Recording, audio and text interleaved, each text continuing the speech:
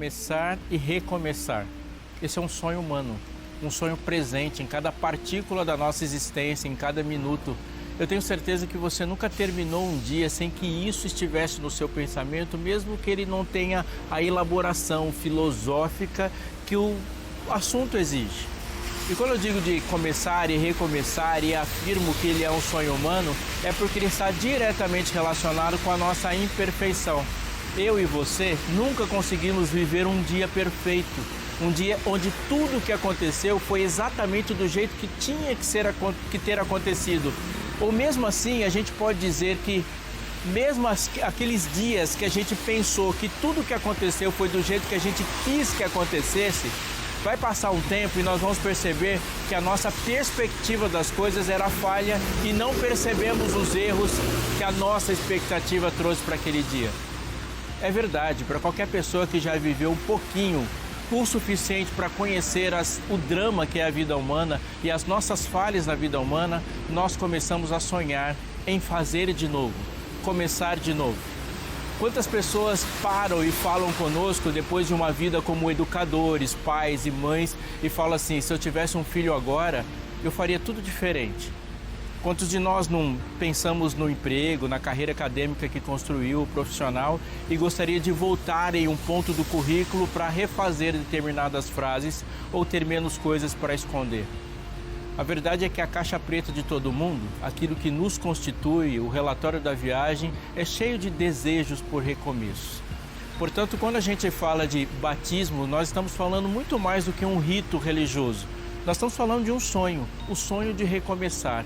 E a pergunta do recomeço não é apenas começar de novo, mas o que significa de fato começar para algo novo. Não sai daí, está só começando o Fé para hoje.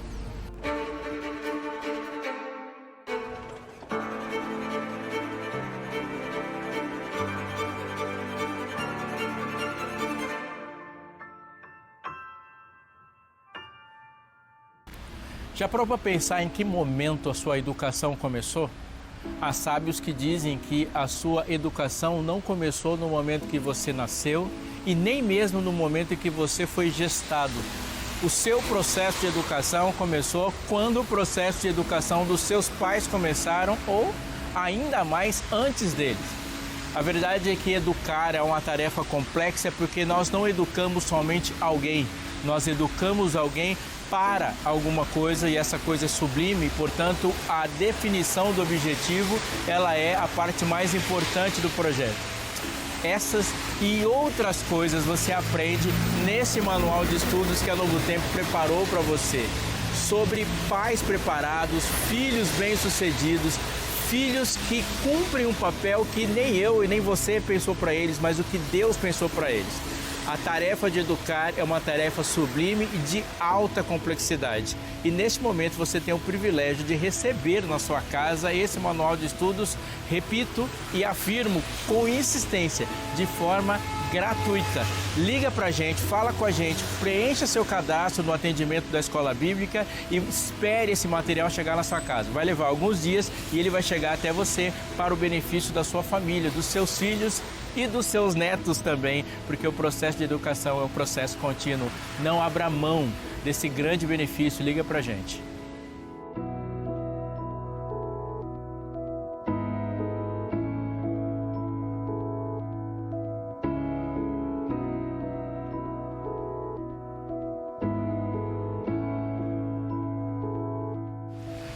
Qualquer comunidade, agrupamento social, um grupo humano com identidade, ele envolve um rito de iniciação. Uma pessoa que entrou para um grupo de escoteiros, por exemplo, você vai descobrir quem é que está chegando agora e quem já foi iniciado. Desbravadores, aventureiros, motoclubes e assim por diante. Você pode pensar em muitos grupos e até gangues. Quando há uma entrada no grupo e há uma relação de pertencimento, haverá um ritual de iniciação, sempre. Quando nós falamos de cristianismo, por exemplo, e eu poderia incluir outros grupos, outras correntes religiosas, a verdade é que você não vai entrar para uma igreja, ser membro de uma igreja, sem que um rito de iniciação aconteça. Porque isso faz parte disso desde que o mundo é mundo, desse assunto de uma iniciação. Quando nós falamos da inserção numa comunidade de fé cristã, nós vamos falar de batismo. É possível dizer, sem erro, que o batismo é a porta de entrada em uma igreja. Você se torna alguém dentro de uma comunidade cristã a partir do batismo. E não fomos nós que inventamos isso, nós os cristãos. O rito de passagem no batismo é uma ordem dada por Deus. Mas ele é multidimensional, profundo e ele está ocupando muitas ou todas as áreas da vida. E, portanto, há algumas expressões sobre ele que nós falamos muitas vezes, mas precisamos compreender o que de fato Deus está querendo dizer com isso e que falta isso faz na vida quando a gente não compreende de verdade. Há vários textos que podemos citar porque são populares sobre o batismo. Eu disse aqui para chamar a sua atenção para esse assunto e repito. Paulo disse que há um só Deus, uma só fé, um só batismo. Conversando com Nicodemos no Evangelho de João, capítulo 3, ele fala de um nascer da água e do Espírito, e há uma necessidade de a gente compreender o que ele está querendo dizer com isso. João, o precursor de Cristo, filho de Isabel e Zacarias, é conhecido como João o Batista, e ele começou seu ministério, tinha essa característica, batizando. Jesus foi batizado. Os discípulos de Jesus estavam batizando. João capítulo 4 começa com essa discussão porque havia ali uma certa tensão dos discípulos de Jesus com as outras pessoas porque eles estavam realizando batismos. O que é o batismo? O que ele significa? Mas mais ainda, Jesus fala de um batismo que precisamos compreender hoje com profundidade, que é o batismo no Espírito. E tendo essa realidade para nós colocada por Deus, precisamos compreender o que ele significa não amanhã e nem somente na compreensão intelectual do texto bíblico. Precisamos compreender o que significa o batismo no Espírito. Hoje, na prática, há uma realidade no meu trabalho, na minha vida, na minha vida acadêmica, na minha relação com os outros e na minha ida com o céu. O batismo no Espírito, ele é alguma coisa que algumas pessoas recebem e outras não. E quais são as características de um ser que recebeu ou está sob essa influência daquilo que chamamos de batismo do Espírito? A Bíblia vai responder.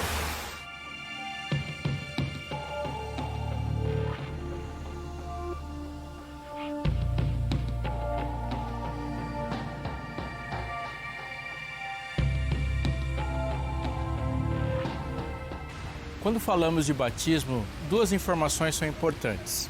A primeira é sobre o rito em si. Nós conhecemos o batismo cristão como uma imersão. Então, há um batismo comum onde a pessoa é imersa na água, mergulhada na água e sai ali. E é um rito simples, não é de alta complexidade. Uma pessoa estende a mão, há uma proclamação sobre ela, ela é mergulhada e assim que ela sai da água. Esse mergulho na água não é uma experiência exclusiva do Novo Testamento. Então, a gente voltando um pouco na história, precisamos compreender algumas coisas sobre o rito, conforme eu disse. Havia, sim, esse rito de mergulho na água antes mesmo de Jesus, e ele tinha um significado.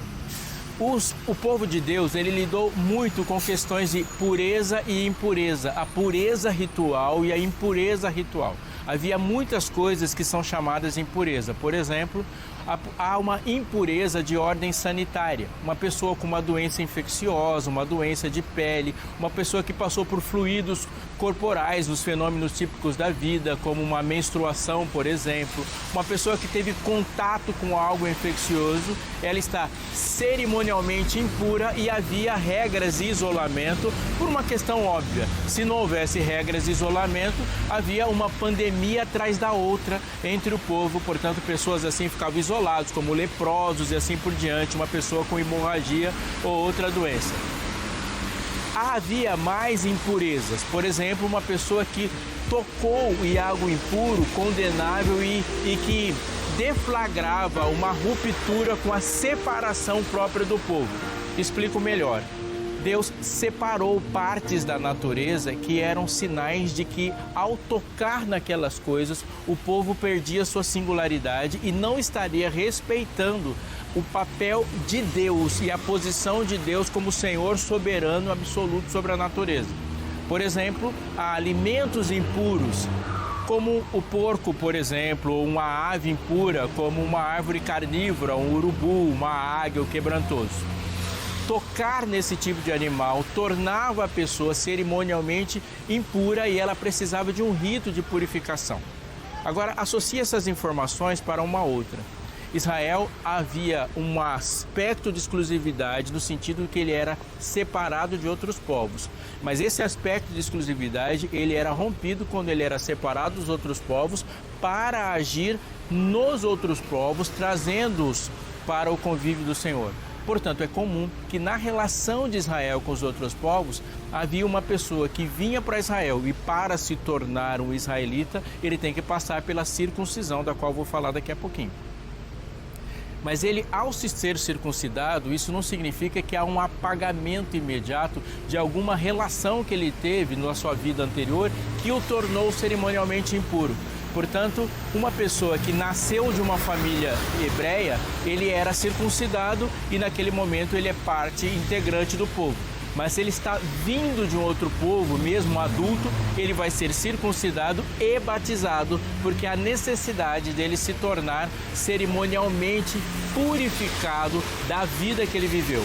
Então nós vamos compreender nesse sentido que o batismo ele tem como significado do Antigo para o Novo Testamento de uma purificação, de um abandono e de uma marca a partir daquele ponto onde algo que foi vivido de forma ilícita deixou de existir. Voltando a falar de circuncisão, há detalhes aí que complementam esses aspectos sobre o que é o batismo. A circuncisão está presente no Antigo Testamento e você já viu vários textos sobre isso. A primeira pessoa circuncidada foi Abraão e os seus descendentes. Mas o que significa isso? Lembre-se que a promessa de Deus para Abraão é de uma grande nação. Deus promete para um homem incapaz de ter filhos uma descendência. Mas isso não é um prêmio para Abraão. Isso é a perspectiva e a parte do projeto de Deus para o plano de espalhar a mensagem por toda a terra. Deus não escolhe uma nação dentre todas as outras nações do mundo. Deus forma uma nação a partir de uma família. Abraão e Sara, portanto, são os formadores da nação de Israel. Eu vou repetir, Deus chama um homem e uma mulher, Abraão e Sara, para formar uma nação. E ali ele os abençoa para abençoar, e a partir deles a promessa é, vocês vão ter filhos. O que é o ato de circuncidar então? É uma relação totalmente conectada à promessa. Eles vão ter filhos. Portanto, a circuncisão é uma marca no aparelho reprodutor que se relaciona com o fato de que todos os filhos de Israel são filhos de Deus. Abraão é circuncidado após um episódio quando ele tem um filho com uma mulher que não é a esposa dele, que é a serva de Sarai, a Agar. E Deus fala, não, você vai fazer algo para compreender mais profundamente a promessa. E naquele momento há uma marca visível para quem tem, mas invisível para quem está de fora. Uma pessoa vestida sendo circuncidada, só ela sabe que ela é circuncidada. Portanto, é muito forte a visibilidade para quem foi circuncidado. Mas não é tão para quem não é a partir do momento que a pessoa está vestida. Mas ali há uma marca de uma relação com ter filhos, com o reproduzir, com o fazer crescer o povo. É dessa perspectiva que precisamos compreender também o batismo. Porque o batismo envolve um novo nascimento. Uma pessoa que vem e é batizada, ela nasce e o povo de Deus cresce a partir do batismo. Há uma conexão direta com a circuncisão. Cada novo filho em Israel é um novo membro do povo. Cada novo batizado na igreja também é um novo membro do povo. Portanto, a relação de nascer, ela está diretamente conectada e inquebrável.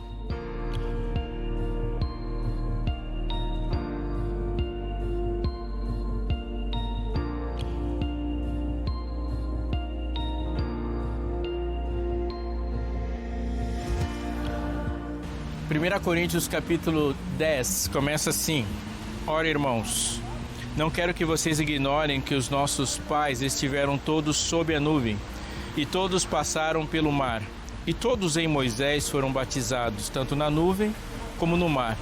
Todos eles comeram no mesmo alimento espiritual e beberam da mesma bebida espiritual, porque bebiam de uma pedra espiritual que os seguia, e a pedra era Cristo. Há uma ênfase no começo e no decorrer do texto que Paulo coloca sobre duas expressões. Uma é, obviamente, a palavra batismo. Eles estão batizados sob a nuvem. Há uma coluna que os cobria E a palavra que repete-se em Paulo, dando uma conotação precisa para o texto, é sob. Estar batizado, na construção inspirada do texto de Paulo, é estar embaixo, estar sob a nuvem. Há uma referência disso desde o começo da Bíblia, quando no início do texto bíblico, em Gênesis 1, o autor, Moisés, começa a inspiradamente dizer: no princípio criou Deus os céus e a terra, porém era sem forma e vazia, havia trevas sobre a face do abismo e o Espírito de Deus pairava sobre a água. Há um pairar do Espírito cobrindo todo e colocando-se numa condição de superioridade e de designador de todos os propósitos para aquele mundo. E caminhando no texto bíblico de Moisés, na referência que Paulo faz, de que quando o povo de Israel sai do Egito, eles não saem do Egito com bússolas ou GPS. Eles não saem do Egito depois que eles pararam, se sentaram ali com os líderes e planilharam toda a trajetória, o roteiro para a Terra Prometida. Moisés não chega para eles e anuncia: nós vamos aqui andar 30 graus e viraremos à direita ou à esquerda. Não tem nenhum tipo de coisa. O que há é que eles saem do Egito todos guiados. Por exemplo, nenhum deles teria por conta própria, por raciocínio próprio, se colocado na condição de colocar-se numa caminhada que daria diante do mar, com montanhas ao lado e o exército de Faraó atrás. Como eles também não se colocariam voluntariamente numa circunstância em que depois de caminhar alguns quilômetros, eles estariam exatamente num lugar onde sedentos não havia água. Essa condução foi feita pela nuvem que os cobria. Portanto, eles estavam embaixo de uma nuvem, embaixo de uma coluna de fogo, e era a coluna de fogo e a nuvem que determinava todos os passos da caminhada.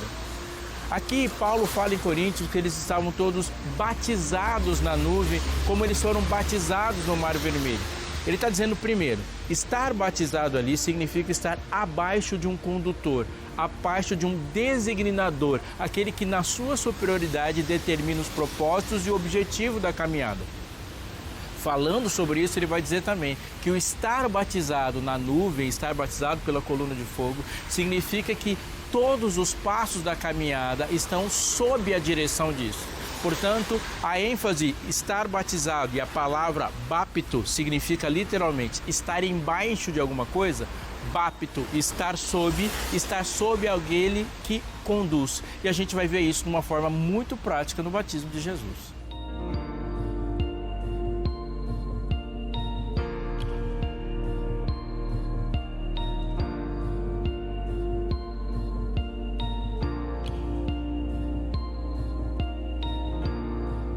Evangelho de Mateus, capítulo 3, verso 15 diz: mas Jesus respondeu: deixe por enquanto, porque assim nos convém cumprir toda a justiça. Então ele concordou. O contexto é um diálogo de Jesus com João Batista já à água. Quando Jesus chega, se aproxima de João Batista naquele maravilhoso encontro, e Jesus diz para João Batista que ele seria batizado. O estranhamento de João Batista é natural. Como assim? Eu vou te batizar quando você que tem me batizar. Ele reconhece nessa fala que há uma superioridade de Jesus em relação a ele, e o ser cheio do Espírito na vida de João Batista coloca só nessa fala aí 3 características que eu e você precisamos ter. João Batista sabia quem ele era. E ele olha para Jesus e sabe a diferença entre ele e Jesus. Portanto, ele sabia também quem Jesus era. Mas olhando para Jesus e para ele sabe também quem ele, João Batista, não era. Ele diz: eu não sou digno de amarrar seus pés. E ele olha para Jesus e fala: tu vens a mim, eu é que tenho que ir a ti. E ele diz: eis o Cordeiro de Deus que tira o pecado do mundo. Há nessa relação espiritual entre João Batista e Jesus um reconhecimento de identidades que é fundamental e só é concedido pelo Espírito. E no texto, o Espírito Santo vai protagonizar o sentido dele, porque continuando nesse diálogo, nós vamos para um ponto central da relação que existe entre Espírito Santo, água e batismo. Porque o texto diz o seguinte: Depois de batizado, Jesus logo saiu da água, e eis que os céus se abriram, e ele viu o Espírito de Deus descendo como pomba vindo sobre ele. É comum nos ambientes de ilustração cristã nós olharmos o desenho e a figura dessa pomba como Espírito Santo. Dificilmente você vai passar por muitos lugares falando do Espírito sem esse símbolo da pombinha, do pombo como Espírito Santo. Há muitos vitrais de igreja por aí. Mas quando nós olhamos para o texto está dizendo mais do que isso. Porque ele diz que o Espírito Santo desceu como pomba, em outras traduções fala do Espírito Santo descendo em forma de pomba, mas em todos os textos, e olhando para o original, nós não podemos sair da realidade de que o Espírito Santo desceu como uma pomba sobre ele. Portanto, uma pomba não viria de baixo para cima. Como uma pomba também significa, e fundamentalmente significa, que o Espírito Santo desceu e ficou sobre Jesus. Quando nós usamos o Antigo Testamento para compreender o Novo, nós vamos ver que Jesus, água e o Espírito Santo descendo, pairando sobre, é uma referência direta a Gênesis. E entendendo Jesus, nós vamos compreender que, primeiro, havia trevas sobre a face do abismo e o Espírito de Deus, diz o texto, pairava por sobre a água. Portanto, a cena de Mateus não é uma cena inédita. Há um Espírito de Deus pairando sobre a água e algo com propósito agora vai nascer. O pairar do superior sobre aquele que está na água e ao nascimento, e ali se denota no livro de Gênesis o nascimento de um planeta. Um pouco no livro de Êxodo nós vamos ver o Espírito na forma da coluna de fogo, a nuvem que paira sobre o povo, e ali no nascimento do povo de Deus, na inauguração da nação, há uma condução do superior sobre aquele que se coloca sob essa condição. A gente vai perceber isso em todo o restante da Bíblia, do estar sob a condução, e o Espírito de Deus no batismo paira sobre Jesus, e agora ali Jesus no batismo se coloca sob a condução do Espírito Santo. Esse texto é confirmado quando a gente lê o próximo no capítulo 4, porque o capítulo 4 fala de Jesus indo para o deserto para ser tentado, mas a ênfase logo no começo do capítulo é que Jesus foi conduzido, foi levado pelo Espírito para o deserto. Ou seja, há um efeito daquilo que aconteceu no final do capítulo 3, já no capítulo 4. A partir do momento que Jesus é batizado pelo Espírito, ou seja, ele se coloca embaixo do Espírito, sob a condução do Espírito, o Espírito agora o leva para onde o Espírito leva. Há muitas coisas para se dizer aqui, mas eu queria que você pensasse que o Espírito Santo o conduziu para o deserto, como a coluna conduziu o povo para o deserto. Como há uma condução para o deserto, ou seja, o Espírito Santo leva para um lugar de dependência. Quando Israel sai do Egito, lá no Egito, ele comia pelas mãos de Faraó e pelo poder de Faraó. As suas casas eram pertencentes a Faraó, como a terra que eles habitavam era uma terra de Faraó. Portanto, há uma relação da terra, da habitação e da comida que vem das mãos do Faraó. Ao sair do Egito e serem conduzidos por Deus por meio da nuvem, Deus os leva para o deserto, onde a comida vem da providência de Deus, onde as suas roupas são conservadas pela providência de Deus, onde a água provém de Deus saindo da rocha, ou pela maneira como Deus os conduz, quando Ele leva para lugares onde a água pelas mãos de Deus. Portanto, é mais do que uma condução, era uma condução para um estado de dependência. Jesus, quando sai dali, ele vai para o deserto e jejua por 40 dias e 40 noites, ou seja, toda a sua vida está sob uma conotação e um contexto de dependência. E ele diz isso ao ser tentado: nem só de pão viverá o homem, mas de toda palavra que procede da boca de Deus. Jesus está radicalmente, com toda a sua vida, dependendo do Pai, e a condução do Espírito Santo o levou para isso.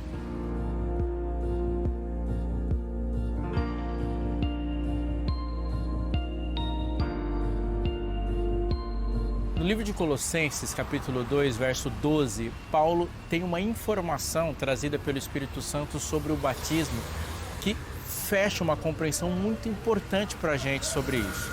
Colossenses 2, 12 diz assim: tendo sido sepultados juntamente com ele no batismo, no qual vocês também foram ressuscitados por meio da fé no poder de Deus que o ressuscitou dentre os mortos. Olha o que Paulo está dizendo sobre isso. Juntando, a gente vai entender que, primeiro, o batismo ele é um rito de iniciação. Portanto, o batismo sempre vai começar alguma coisa. Você foi batizado, fostes batizado, o batismo inicia o ministério de Jesus, o batismo inicia a vida de alguém na sua comunidade de fé, na igreja cristã. O batismo é um novo nascimento. Quando se fala de nascimento, sempre se fala de um nascimento como uma vez só, é a iniciação mesmo de uma coisa. Há um nascimento carnal quando a vida começou, há um nascimento espiritual quando a vida com Deus começou, mas ele é sempre uma iniciação. Não tem como separar batismo de um começo de alguma coisa. Mas também, olhando para o texto, ele vai dizer que estar batizado é estar sob a ordem de alguém. Então, estar sob o Espírito significa que eu não decido mais os meus destinos, eu não decido mais os meus caminhos, eu não decido para onde eu vou. Eu estou agora sob o mandamento de Deus, com o objetivo de Deus. Portanto, juntando os textos, vamos compreender que o rito da água, ele é o resultado de chegar por ter sido conduzido pelo Espírito. É o Espírito que leva para a água, é o Espírito que leva para o tanque, é o Espírito que leva ao ponto onde a conversão é testemunhada. É por isso que Jesus vai dizer que quem não nascer da água e do Espírito não pode ver o reino de Deus, porque quem rejeita a condução do Espírito, rejeitará que o Espírito Santo o leve para as águas do batismo. Portanto, o batismo do Espírito determina todas as coisas, porque compreendemos que o batismo do Espírito é o ato de o Espírito ter levado uma pessoa nessa condução onde ele é a autoridade máxima. Mas Paulo, falando ao nosso coração nesse momento, fala que o que acontece no batismo é um começo de algo e morte de uma outra coisa. Da mesma maneira que o povo de Israel deixou para trás o Egito, as práticas do Egito, a providência que havia no Egito das mãos do faraó, ele diz agora você foi morto no batismo. Ou seja, há algo que morre, e o que morre é um homem que vivia de si para si, com seus próprios objetivos, com seus próprios projetos e sonhos. Portanto, ele não nasce apenas de novo para viver a sua vida de maneira mais correta. Ele nasce de novo para viver uma outra vida, uma vida em Cristo. A verdade é que todo aquele que nasce de novo pelas águas do batismo, ele deixa de ser encontrado e deste ponto para frente, Cristo é encontrado nele. Nascer para o novo que reflete Cristo. Começar de novo é um sonho de todo mundo. A não ser que você seja uma criancinha que ainda não tem consciência de tudo de errado que você já fez, qualquer adulto, qualquer jovem, qualquer adolescente tem um ponto da vida que quer fazer diferente. E nós encontramos a realização desse sonho em Jesus quando Ele nos promete nos refazer, nos fazer de novo, nascer de novo. Mas há um detalhe que eu e você precisamos prestar muita atenção. Deus nos faz começar de novo, mas Ele nos faz começar para algo novo. Porque começar de novo para fazer novamente as mesmas coisas com os mesmos objetivos do passado não é de fato novidade. A novidade de vida, do nascer do Espírito, é mais que nascer do Espírito, é nascer para o Espírito.